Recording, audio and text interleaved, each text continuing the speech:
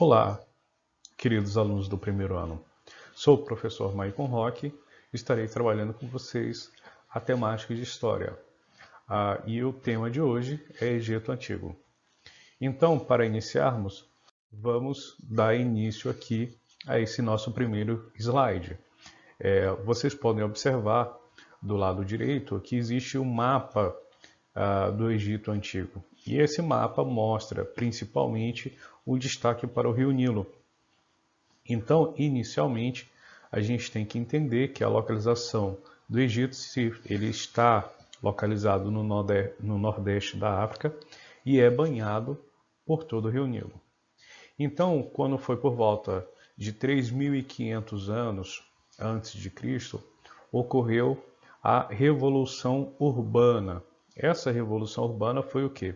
Foi quando essas populações que eram nômades lá na pré-história, as populações que caçavam, pescavam, né, criavam alguns animais, eles começaram a perceber o uso da agricultura. Então, ao longo de todo o Rio Nilo, eles descobriram a agricultura irrigável.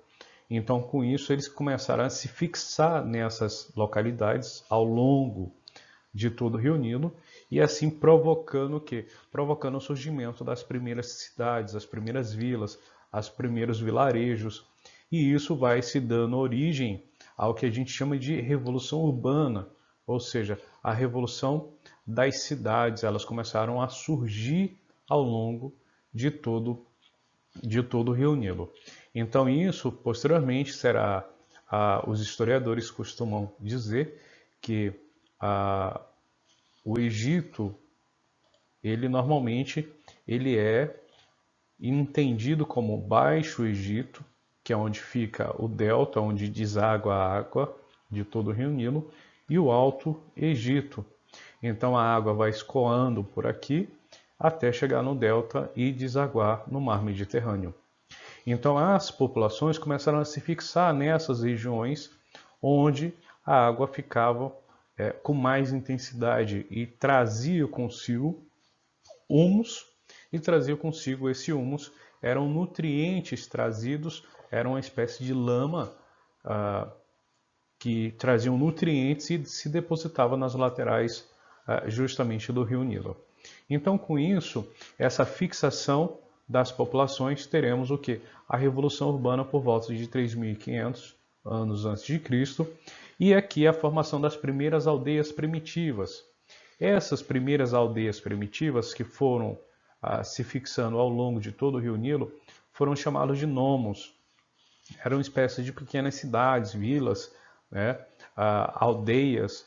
Então essas aldeias primitivas, que foram chamadas de nomos, com o tempo precisou, justamente com o seu crescimento, sua importância, o crescimento da agricultura, da criação de animais, eles começaram a obter muita importância diante do seu território, diante de outras populações.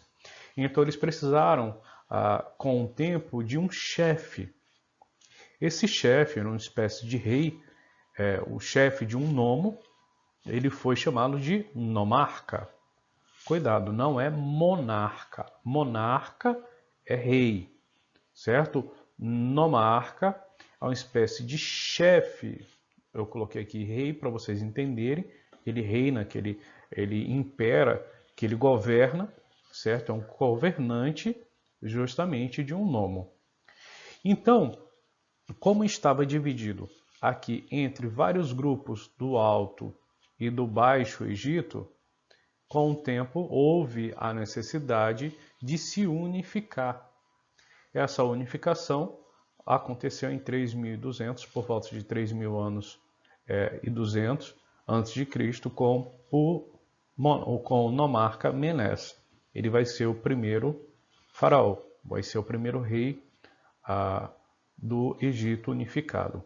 Então essa unificação acontece com o Alto e Baixo Egito, com Menés sendo o primeiro faraó. A gente vai falar um pouquinho mais para frente. Então essa revolução urbana que aconteceu, esse crescimento das cidades, dos nomos, né, essa deu origem às primeiras aldeias, às primeiras cidades. Então eles precisaram, justamente porque eles cuidavam muito, eles viviam da agricultura e da criação de animais, né? Lógico, da pesca, da coleta também, mas isso fez com que houvesse uma necessidade de contar os dias, né? Saber o que era primavera, o que era verão, o que era inverno. Então por isso que eles criaram, eles desenvolveram naquela época um calendário solar e um calendário lunar. Eles também desenvolveram a escrita, né, para que pudesse facilitar essas anotações, e criaram também as pirâmides, as grandes pirâmides do Egito, que a gente fala sempre, que todo mundo ouve falar nos filmes, né, as múmias, né, temos lá o filme A Múmia, temos vários filmes que retratam esse Egito antigo. As mais, vamos dizer assim, as mais importantes, porque são as maiores, são as pirâmides de Quéops, Quefren e Miquerinos. Existe uma frase muito importante do historiador chamado Heródoto. Ele fala assim: o Egito é uma dádiva do Nilo. Aqui eu coloquei diferente para que vocês possam entender o que significa isso. O Egito é uma dádiva dos deuses, ou seja, o Nilo também é uma representação dos deuses. A água é sagrada. Então, por isso que aqui eu transformei dos deuses. O Egito é um oásis no meio do deserto do Saara. O que é um oásis? É a terra fértil em meio ao deserto. Então, é onde a água consegue se depositar, consegue existir água no meio do deserto. Isso não é tão comum. Então, por isso que o rio Nilo ganha tanta importância na história antiga do Egito. O Nilo é uma dádiva, é um presente dos deuses. Então, essas populações que viveram da agricultura de irrigação foram chamadas de populações de regadio. Outra população de regadio muito importante a gente salientar foi a Mesopotâmia, que significa terra entre dois rios, ou terra entre rios, que é o Tigre e o Eufrates, e no caso aqui nós temos o rio Nilo. Então esse rio Nilo dá origem, né, a essa forma de agricultura que é chamada de agricultura de regadio. Né? O que é o regadio? É o conceito utilizado pelos cientistas sociais para referir-se às civilizações que constituíram a partir do domínio de técnicas de produção agrícola, utilizando os recursos dos rios, ou seja, ele se utiliza da água dos rios para a agricultura. Então nós temos aqui, vocês podem observar aqui temos a utilização dos rios, como a gente tem na Amazônia, né, para o escoamento da produção, para a navegação. E aqui nós vemos aqui um pequeno desvio do rio, e esse pequeno desvio, esse pequeno curso de água, o que eles faziam? Eles faziam esses quadrantes, esses quadrados aqui, e faziam, em cima desses quadrados aqui, que pareciam pequenas ilhas, eles faziam a plantação da sua agricultura. Então eles faziam vários quadrados e a água entrava, e lá na frente eles faziam com que essa água saísse de volta para o rio. Então eles se aproveitavam para regar, por isso que é regadio. Eles aproveitavam para regar as plantas, as plantações, e também utilizasse para a água como um banho, como a água para os animais e principalmente para a agricultura. Então aqui nós temos outra imagem aqui, onde vocês podem observar esses canais de irrigação, né, são chamados de canais de irrigação. A água entra e sai desses canais e as pessoas ficam agricultando, né, ficam cultivando sua produção aqui em cima desses tablados, né, como se fossem ilhas suspensas aqui. E aqui o sujeito aqui está utilizando uma outra técnica, além da irrigação dessa forma, ele usa o chamado shaduf. Esse shaduf era um contrapeso, aqui ele tem um peso e aqui ele tem um balde de água. E aqui ele tem uma espécie de balança. Então, ele pegava, colocava esse balde aqui dentro da água e do outro lado aqui o peso. Então, eu não faria tanto peso para ele, né, esse balde de água, onde ele girava isso, onde agora está o peso, virava-se para a água e onde está o balde com água virava-se para o outro lado. Então poderia se utilizar-se dessa forma para irrigar, para transportar água ou para colocar água onde ele quisesse. Aqui temos outro desenho, aqui ele está se utilizando do chaduf para encher uma cisterna. Então, o Egito, existe uma chamada evolução histórica do Egito, porque a gente trabalha um pouco com o tempo, a gente trabalha com eras, com datas, então é importante a gente saber um pouco direcionar aqui. Não quer dizer que isso vá cair na sua prova, mas para que você possa entender que existem tempos, e esse tempo é dividido em tempos, e dentro da cronologia aconteceram algumas coisas que marcaram esses períodos. O período pré-dinástico. A evolução histórica, nós teremos aqui o período pré-dinástico. Aqui temos a unificação do Baixo e do Alto Egito com 3.200 a.C., que é a unificação de Menes, promovida por Menes, e aqui o período dinástico. E o que é uma dinastia? O que é um período dinástico? Por que chama-se pré-dinástico e dinástico? Dinastias são reis de uma mesma família ou familiares do rei. Então foi quando aqui Menes começou a governar todo o Egito. Então com isso, quem foi o próximo rei? O filho de Menes. Então quem foi o próximo filho depois do filho de Menes? Foi o filho do filho do filho. E assim vai continuando, passando de pai para filho, ou seja, de geração em geração. Então, no caso, vamos supor que não tenha um filho, que ele morreu muito cedo, o faraó ou o rei, então vai ter alguém que seja muito próximo da familiar ali do faraó, que vai fazer as vezes desse herdeiro. Então esse período pré-dinástico é todo o período que antes da unificação. Então corresponde todo aquele período antes da unificação e todo aquele período que acontece depois da unificação é chamado de período dinástico. Esse período dinástico ele é subdividido em 3 grandes períodos: Antigo Império, Médio Império e Novo Império. Antigo, Médio e Novo. Então, todo esse período aqui vai corresponder ao período dinástico ou também período do governo dos faraós. Período pré-dinástico. Então aqui, a gente pode ver aqui que a gente voltando um pouquinho, a gente vai entender o que são os nomos. Os nomos são aquelas pequenas aldeias, vilas, vilarejos que se formaram ao longo de todo o Rio Nilo, certo? Quem governa um nomo é um nomarca. Então, cada nomo era independente entre si, ou seja, cada um tinha suas leis, tinha a sua própria governança, seu próprio governo, seu próprio estilo de vida. Então, nesse período aqui temos a representação do Baixo Egito. O Baixo Egito, depois de um certo tempo, esses nomos começaram a se reunir.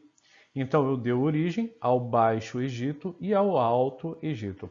Então, o Baixo Egito, ele era governado, todos esses nomos aqui, era governado por um sujeito. Esse sujeito aqui, que é representado por uma coroa.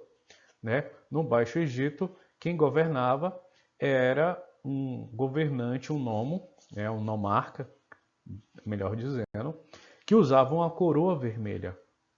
Já no Alto Egito, que é essa parte aqui, esses nomos eram governados por um sujeito, um nomarca, que usava uma coroa branca.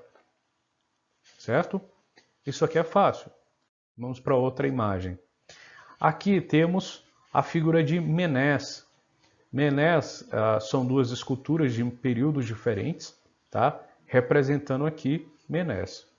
Menes, o rei Menes, ou Narmer, unificou, ou seja, ele juntou o Alto e o Baixo Egito por volta de 3.200 anos antes de Cristo e se tornou o primeiro faraó.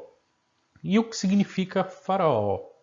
Faraó significa Deus vivo, ou casa grande, ou grande casa, casarão. porque era como se ele estivesse unindo todo mundo em torno dele, ou seja, ele estava unindo como se fosse tudo uma grande casa, né? Todo mundo morasse com ele, ele fosse o grande pai, ele fosse o grande avô, né? O pai de todo mundo. Então, nesse entendimento, o faraó é aquele que governa a grande casa.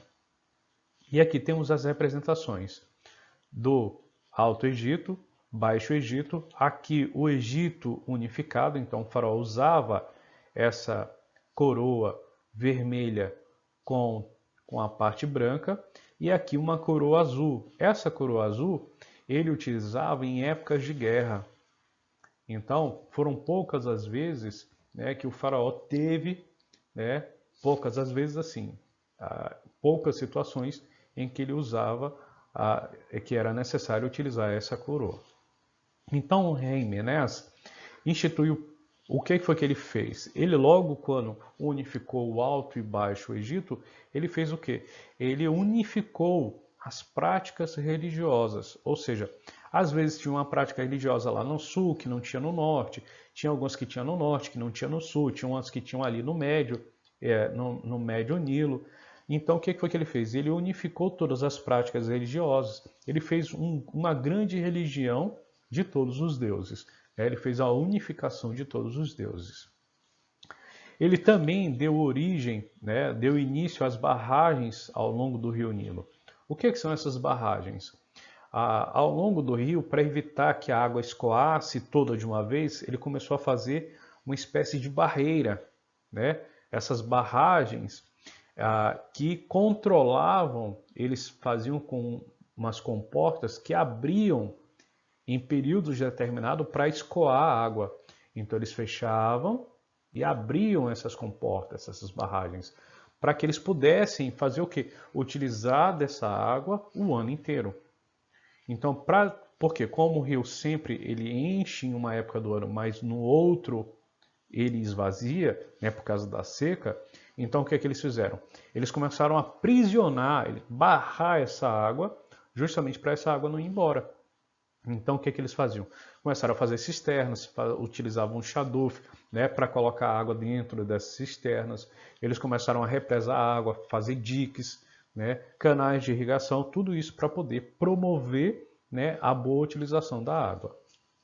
O rei Menes também iniciou a construção de novas cidades, templos, palácios, pirâmides escalonadas, incentivou a arte e os esportes. O que vale salientar aqui são essas pirâmides escalonadas.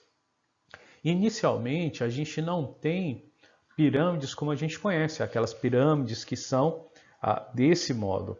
Elas eram espécies de escada, né? Ela ia com uma base e aí depois ia diminuindo, diminuindo, até chegar ao topo. Ela não era lisinha, né? Uma base lisa como nós conhecemos as pirâmides. Elas eram espécies de escadas. Então, por isso que elas são chamadas de pirâmides escalonadas. Foram as primeiras pirâmides que foram inventadas, que foram construídas no período do período de Menes. Então, ele governou por volta de seus 26 anos, foi muito próspero, né? E daí a gente passa um período de grande prosperidade, a gente passa adiante. Então aqui a gente tem o Antigo Império. Esse Antigo Império, o que vale destacar aqui? Vale destacar nesse período do Antigo Império que houve a unificação, quando houve a unificação do Alto e Baixo Egito, que foi justamente a unificação, a construção de algumas cidades, de algumas pirâmides, a unificação também das crenças que existiam e, posteriormente, nesse período do Antigo Império, vale destacar a construção daquelas 3 pirâmides que todo mundo conhece, aquelas 3, né, as mais famosas, que são chamadas de Quéops, Khafre e Mycerinos. O Médio Império. Eu estou passando bem rapidinho aqui para vocês, porque é para que vocês possam ter uma noção do que é a história do Egito, mas sem deixar se tornar muito chato. Então, eu quero fazer um pouco mais rápido para que vocês possam, depois a gente possa retornar e tirar as dúvidas depois nas nossas aulas live. Então, no Médio Império, o que vale destacar? Apesar de existir uma unificação de todo o Império Egípcio, por volta de 1750 houve a invasão dos povos Hicsos. Esses Hicsos, que utilizavam-se de armas de ferro, eles utilizavam do cavalo, utilizavam-se também de uma espécie de carruagem de ferro, então eles atingiam os seus objetivos muito mais rápido, porque os egípcios combatiam a pé. Então, como eles já utilizavam espécies de carruagens, carroças, também se utilizavam os do cavalo e de armas de ferro e de bronze, então isso deu muita vantagem a eles. Eles passaram por volta de 200 anos no Egito, né? Eles governam, eles tinham grandes intenções de usurpar, ou seja, de pegar toda a produção agrícola, a produção pastoril dos egípcios, explorar os egípcios. Então eles passaram 200 anos, cerca de 200 anos explorando os egípcios. Então foi somente com o faraó Moses primeiro que acontece a expulsão dos povos hicsos. Então no Novo Império, nós temos algumas coisas que são muito conturbadas nesse Novo Império. Porque a expulsão dos hicsos marca o surgimento do chamado Novo Império em 1580. Então, volta, né, àquele período anterior, né, eles tentam voltar ao que era esse período antes da invasão dos hicsos, que passam 200 anos, e aí eles vão se sucedendo alguns faraós, que vão ter vai ter muita importância e alguns feitos que promoveram os nomes deles. Por exemplo, Tutmés promoveu a expansão militar, Ramsés dominou alguns povos, cobrou impostos, construiu os templos de Luxor e Karnak. Akhenaton, ele promoveu, o que vale destacar aqui muito sobre Akhenaton, sobre ele tentou, como eles eram politeístas, ele tentou, o Akhenaton, que fosse apenas um único Deus, mas não deu muito certo, né? Posteriormente, Akhenaton, que tentou implantar o monoteísmo, chegou ao trono Tutankhamon, né, o Deus menino, o faraó menino, que promoveu o retorno ao politeísmo. E aí, nesse período, é marcado ainda o renascimento saíta. Então, é uma tentativa de retorno ao esplendor cultural e econômico. Eles tentam retornar para tudo que era tudo que era antes da invasão dos hicsos.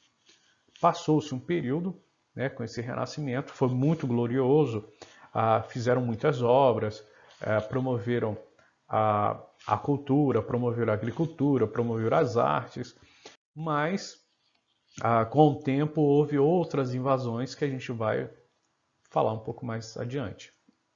Então aqui vale destacar os aspectos políticos e a economia. Nos aspectos políticos, temos uma monarquia hereditária e teocrática. Monarquia. Monarquia significa arquia, que significa governo. Mono quer dizer um, governo de um. Hereditária é que passa de pai para filho, e teocrática. Teo significa Deus. Cracia significa modo de governo. Arquia ou cracia significa governo. Então, teocracia, governo que está ligado à religião, ou governo de Deus. É um sistema de governo em que o poder é passado de pai para filho, ou seja, a hereditariedade, sendo que o faraó é o líder político do exército e o líder religioso, ou seja, uma teocracia. Quem governa é quem tem o poder sobre a religião. E suas ações são sempre legitimadas através da religião. Quem eram os faraós? Eram os reis do Egito que acumulavam muitos poderes e suas figuras eram sagradas, eram inclusive chamados de Deus vivo, né? Normalmente você vai encontrar alguns textos ou algumas atividades dizendo que o faraó era considerado como um deus vivo ou um deus na terra. O modo de produção asiático. O que é o modo de produção asiático? Parece muito difícil compreender isso. É um modelo econômico em que tudo é produzido pertence ao faraó. Ou seja, tudo que as pessoas produzem é em benefício do faraó. Lógico, como vocês lembram que ele é considerado como um grande pai, e como um grande pai, ele vai fazer o quê? Ele vai dividir entre as pessoas. Então, por exemplo, todo mundo que produz alguma coisa, produz trigo, produz leite, produz a criação de animais, produz cereais. Então, tudo isso é levado para o faraó. E aí ele começa a distribuir de acordo com a sua importância, de acordo com sua produção, de acordo com quem você é dentro da sociedade. Então, tudo que é feito é para o faraó. E ele, com sua sabedoria, assim eles acreditavam, fazia a divisão correta dos bens entre as pessoas. A produção. A produção era uma produção agrícola baseada sempre nas cheias do Nilo, no plantio do trigo, da cevada, do centeio, do papiro, tâmaras, e também a produção pastoril era baseada nos ovinos, bovinos e caprinos. Ovinos, ovelhas, cabras, bovinos são os bois, vacas, bubalinos, que são os búfalos, e aves também. A pirâmide social. O que é a pirâmide social? A sociedade, como é que ela estava dividida? A pirâmide social do Egito, ela era assim dividida. Acima de todo mundo temos o faraó. Então, na importância da sociedade, você vem baixando de acordo com quem você é na sociedade. Então, você é o faraó, você é aquele que tem mais poder, aquele que é mais importante, o faraó e sua família. Então, a família do faraó e as pessoas próximas do faraó, parentes, parentes próximos, pessoas muito próximas, são chamadas de nobres. E junto com os nobres temos os sacerdotes, como é uma teocracia, nós temos muita importância para a religião. Então, por isso que também os sacerdotes ganham grande importância aqui.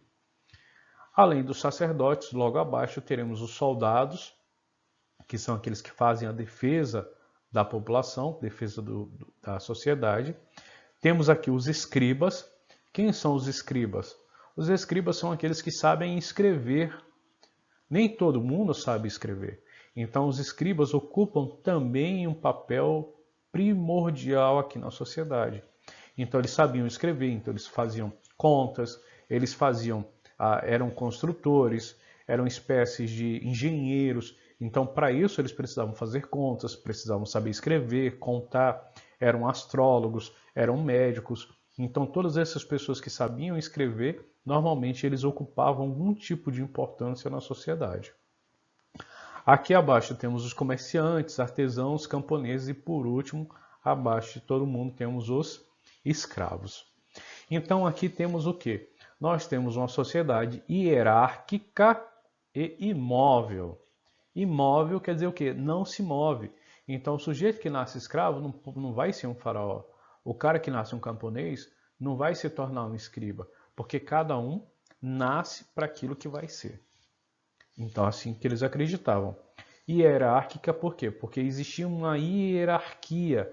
Existia quem manda e quem obedece. Quem manda e quem obedece. Então, aqui temos as pessoas que estão mais alto na sociedade, são aquelas que mandam mais. Quanto mais abaixo nessa hierarquia, menos você manda ou só obedece. Então, aqui temos a classe dominante, que é o Estado, na figura do faraó, seguido pelos nobres, sacerdotes, militares, escribas e comerciantes. E o grupo dominado são os artesãos, os felás, que são trabalhadores que constroem pirâmides, que constroem estradas, que são aqueles que constroem, que trabalham nas obras públicas. E por último, os escravos. A religião. Como a gente falou, a religião tem muita importância para eles. Então, é muito interessante essa religião para eles. A religião, basicamente, a religião para os egípcios, ela era politeísta. Poli, ou polis, quer dizer muitos. Tei, ou tel, significa Deus. E essa partícula final significa aquele que crê em vários deuses. Então, politeístas são aqueles que creem em vários deuses. Eles também tinham uma crença na vida após a morte. Então, como eles acreditavam na vida após a morte, eles precisavam também, a crença deles, que eles precisavam preservar o corpo, porque eles acreditavam que o espírito, depois de morto, depois de ser julgado, ele voltaria para o mesmo corpo. Então, por isso que ele precisava ser preservado. Ou seja, o que é essa preservação? É a mumificação. Então, como eles acreditavam que seria possível retornar ao mundo dos mortos para o corpo mumificado, eles precisavam fazer esse processo de mumificação ou preservação do corpo. Então, os deuses no Egito Antigo, eles se dividiam basicamente em três formas. Aqui, acabei ficando aqui na frente da outra imagem. Eles eram antropomórficos. Mórficos quer dizer morfia, ou mórficos quer dizer em forma de. Antropo quer dizer homem, ser humano. Então temos deuses que têm forma humana, como temos esse aqui, essa deusa, que é a Hathor, que é a deusa das águas, a deusa da fertilidade. Temos aqui os zoomórficos, então deuses em forma de animais. Então aqui temos a representação dessa mesma deusa aqui, ela é representada por uma vaca, né? Com essa espécie de sol aqui em cima. E aqui o antropozoomórficos, em forma de antropo e zoo. Antropo, ser humano, e zoo, animal. Antropozoomórfico, aqui não dá para vocês verem, mas aqui ele tem a cabeça, essa mesma deusa aqui tem a cabeça de vaca, né, de boizinho, e o corpo de ser humano. Então ele podia ter justamente duas partes, né, de ser humano e de um animal ao mesmo tempo. Aqui temos o ritual da mumificação, né, eu vou deixar depois os slides para vocês verem, separado do vídeo. Então aqui eles estão tirando aqui o cérebro, eles estão fazendo uma incisão aqui na lateral para tirar o fígado, para tirar os rins, pulmão, eles só deixavam o coração e aqui eles tiravam o cérebro. E aqui eles guardavam, nessas ânforas aqui, eles guardavam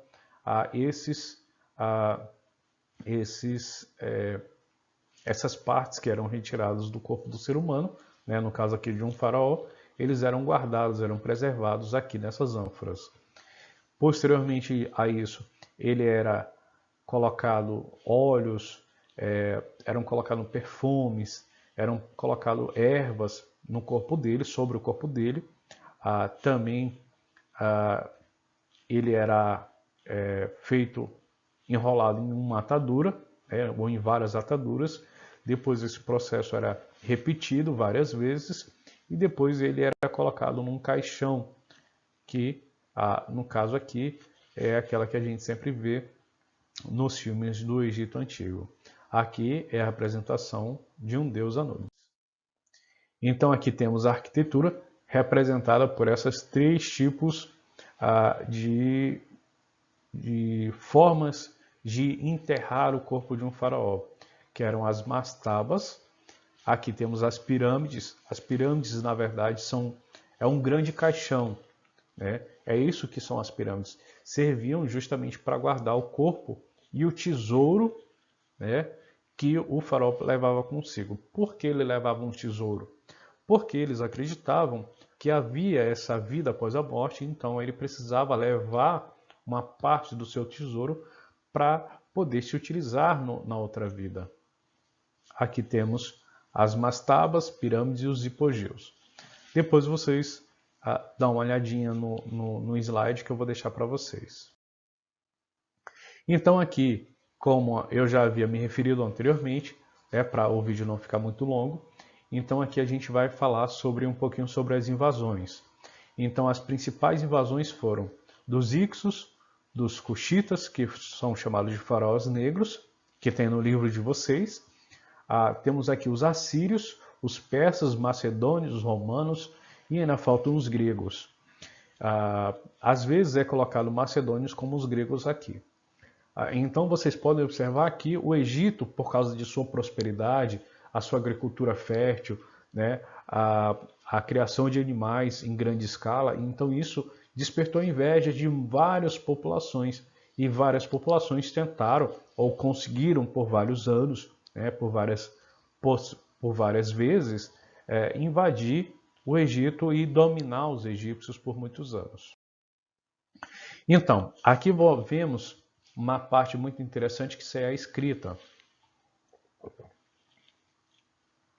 A escrita dos egípcios, normalmente a gente conhece muito os chamados hieróglifos, que é sempre aqueles desenhinhos que a gente vê aqui.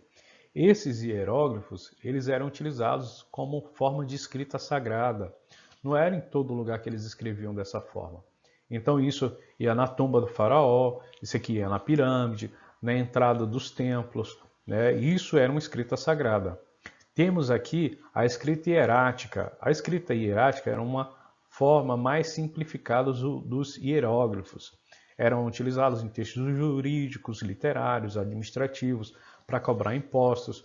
E aí temos a escrita demótica, que é uma escrita mais simples e popular, que é uma escrita como se fosse uma escrita cursiva, aquela que todo mundo escreve na escola, né? Aquela escrita que é a mais rápida, para que todo mundo possa se utilizar da escrita, né, mais popularizada. As ciências. O que vale bastante destacar sobre as ciências aqui dos egípcios? Vale destacar bastante a astronomia, a matemática e a medicina. A astronomia, justamente por causa da observação dos astros, né, eles já conheciam e já dividiam o calendário em 365 dias, dividiam o dia em 24 horas com hora de 60 minutos. Então tudo isso eles já faziam, isso há 3.000, 2.000 anos antes de Cristo. Para vocês verem como eles eram adiantados nas ciências.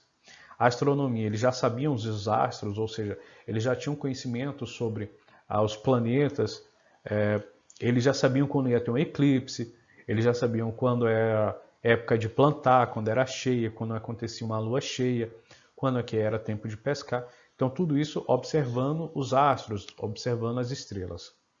A matemática e a geometria. Os egípcios sabiam diversas operações matemáticas. Sabiam adição, subtração, extrair a raiz quadrada, calcular a área do círculo, o volume da esfera, trabalhar com frações. Tudo isso, eles já faziam isso sem calculadora. Isso há 2, 3 mil anos antes de Cristo. Ou seja, ao total uns 5.000 anos atrás. A medicina. Como eles precisavam mumificar, ou seja, embalsamar o corpo do morto, então por isso eles desenvolveram várias técnicas sobre o corpo humano, né? Conheciam, faziam incisão, faziam pequenas operações, sabiam tratar doenças, conheciam algumas anomalias, né? Conheciam várias doenças. Eles já faziam implantes dentários, faziam pequenas e médias operações médicas, justamente porque eles já conheciam do corpo humano, devido principalmente à parte religiosa que era a mumificação.